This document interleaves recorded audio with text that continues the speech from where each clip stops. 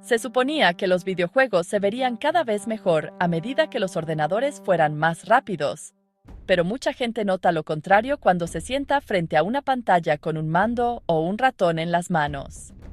Compras una tarjeta gráfica nueva, inicias un juego nuevo y ves una imagen suave, llena de desenfoque, brillo y grano en un monitor grande. Las capturas de pantalla se ven nítidas porque congelan un fotograma reconstruido. Pero la jugabilidad se ve peor porque tus ojos ven el proceso de reconstrucción de la imagen en tiempo real. Cuando la cámara se mueve por una calle de la ciudad o un sendero del bosque, los bordes se difuminan y los detalles finos se arrastran en lugar de mantenerse nítidos. El problema no es que los ordenadores se hayan olvidado de alguna manera de cómo dibujar imágenes. El problema es que los juegos ya no dibujan la imagen de la manera en que la mayoría de los jugadores esperan. Un juego moderno es un gran sistema de software construido a partir de motores, recursos y herramientas que funcionan con una tarjeta gráfica dentro de una torre de ordenador de sobremesa o una consola de juegos. En su esencia, el trabajo del sistema de juego es dibujar fotogramas en una pantalla tan rápido y claramente como sea posible, mientras responde a la entrada del jugador desde un teclado, ratón o mando. El juego debe mostrar un mundo detallado, moverse con fluidez y reaccionar instantáneamente a las acciones del jugador. Cada fotograma requiere que el ordenador calcule la geometría, la iluminación, las texturas y el movimiento, todo ello bajo estrictos límites de tiempo medidos en milisegundos. Si el sistema de juego no cumple esos límites, el movimiento se entrecorta y los controles se sienten lentos. En generaciones anteriores, los desarrolladores tenían que hacer que cada objeto en pantalla justificara su coste. Cuando un personaje caminaba por un pasillo, las paredes eran formas simples.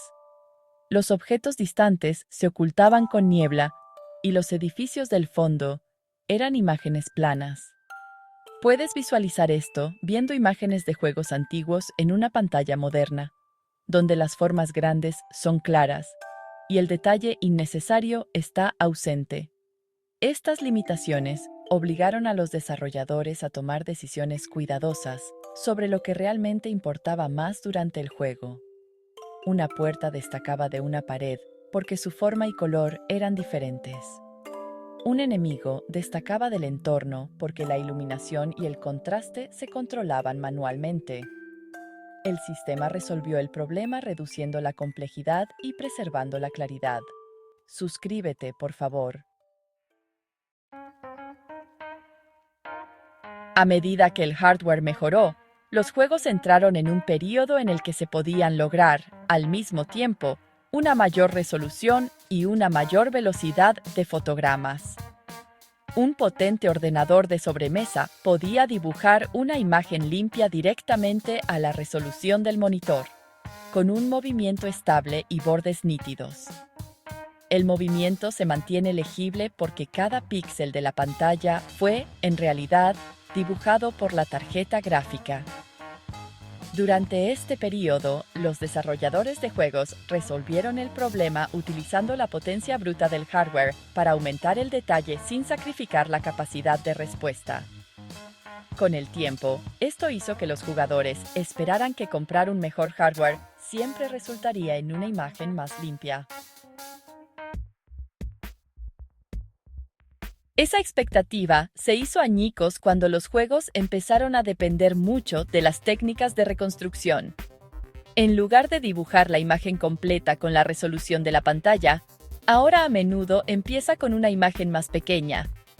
Luego, el software estira y reconstruye esa imagen para llenar la pantalla usando datos de movimiento y fotogramas anteriores.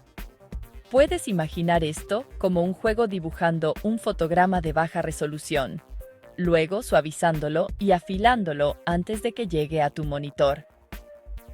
Este enfoque reduce la carga inmediata de la tarjeta gráfica Y esa reducción permite que las escenas complejas se ejecuten lo suficientemente rápido como para ser jugables. La desventaja, sin embargo, es que el movimiento se vuelve más difícil de reconstruir con precisión, especialmente cuando los detalles finos se mueven rápidamente por la pantalla. Los sistemas de reconstrucción mezclan información de fotogramas anteriores para adivinar cómo debería ser el fotograma actual. Cuando la cámara se mueve rápidamente, por ejemplo, a través de una valla o de las ramas de un árbol, tiene que decidir cómo combinar los datos de píxeles antiguos y nuevos. Esto crea un efecto fantasma, un brillo y un ligero desenfoque que flota sobre la imagen. Las capturas de pantalla se ven nítidas porque congelan un fotograma reconstruido. La jugabilidad, por otro lado, se ve peor porque tus ojos ven el proceso de reconstrucción de la imagen en tiempo real, y a veces le cuesta un poco. Resuelve problemas de rendimiento adivinando lo que debería aparecer en pantalla, pero esas conjeturas a menudo son visibles para el jugador. Se añade otra capa cuando la generación de fotogramas entra en juego en las tarjetas gráficas modernas y en los ordenadores de juegos. En lugar de dibujar cada fotograma basándose en lo que hace el jugador, el sistema mete fotogramas extra entre los reales. La tarjeta gráfica adivina hacia dónde se moverán los objetos y dibuja una imagen intermedia para que todo se vea más fluido. La generación de fotogramas ayuda a que el movimiento se vea fluido en una pantalla de alta frecuencia, pero también crea una desconexión entre lo que hace el jugador y lo que aparece en pantalla. Cuando la predicción falla, aparecen fallos visuales, e incluso cuando la predicción acierta, lo que haces se siente menos directo porque estás viendo un pronóstico, no un resultado directo. Estas técnicas existen porque los juegos modernos son extremadamente caros de construir y vender. Teóricamente, los estudios deben mostrar gráficos impresionantes en los trailers que se ven en móviles, portátiles y televisores, a menudo durante anuncios cortos de reproducción automática y avances en tiendas. Una captura de pantalla de un charco reflectante o una cara detallada vende más copias que un gráfico que muestre un bajo retardo de entrada o un ritmo de fotogramas estable. Cuando el rendimiento es insuficiente, se utilizan herramientas de reconstrucción y predicción para alcanzar números aceptables en las hojas de especificaciones. Así que, al final, se prioriza la presentación sobre la interacción, principalmente porque la presentación es más fácil de anunciar. Pero, ¿cuáles son los efectos a largo plazo en la popularidad de un juego? A medida que aumenta el detalle visual, aparece otro fallo dentro del propio mundo del juego. Los entornos se llenan de objetos realistas, texturas y luces que compiten por nuestra atención. Cuando todo parece importante, nada destaca. Los jugadores tienen dificultades para encontrar puertas, caminos y objetos interactivos en habitaciones llenas de objetos y sombras realistas.